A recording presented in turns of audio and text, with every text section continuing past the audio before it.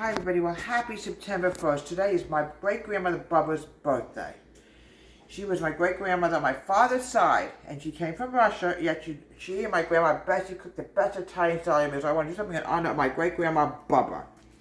Yeah, she was called Bubba, but her real name is Bella. So I'm going to add in Italian breadcrumbs. Bubba used to make the best challah you can imagine. It was absolutely fantastic challah. How do we get this open now? Here we go. Add Italian breadcrumbs in here. Lots of it.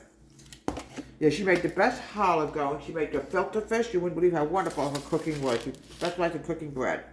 Oregano. This is what Italian people use. Actually, Grandma Bessie was Italian. It was like half and half mixture of Russian, Italian, garlic powder. There we go. I'm going to sprinkle it all over the place. 1 egg. Yeah, every Sunday, folks, and I'm not kidding you, I remember very young going over to Grandma Bessie's house and Bubba's house, and we had the best food you can imagine. The challah was fantastic. Look at the palm cheese. Here we go. This is what makes the meatballs really delicious. Now we're going to roll it up, and we're going to make them into meatballs like I make with my cookie dough. Here we go, here we go. It's hard to believe it's actually September 1st today. I can't believe where the time it's actually gone for. Now we're going to make them into meatballs. Here we go. I'm going to put it into the oven because I like to make sure that my meatballs are really delicious and brown. We won't have any raw meat at all. And I don't know where the summer's gone, folks, but I'm kind of glad it's over because it was too hot this summer for any of us. But you know what? We're going into a heat wave next week. But this morning I woke up at 54 degrees. Isn't that nice? Just a spoonful of garlic powder. When you have holes this big, folks, you have to put it on your hand. You don't want to get too much garlic powder in it. Now we're going to put this into the oven and we're going to cook this for about 15 minutes. Okay, now we're going to put the sauce over this. I should have told you this before, folks. Okay. Yeah. It's better to bake it in the oven, folks. You know your meatballs are going to be done when you bake it in the oven. Put a little bit of water on it. Now, the next thing I want to add is a bit of salt.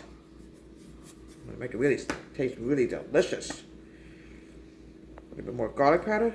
Here we go. Drop of oregano.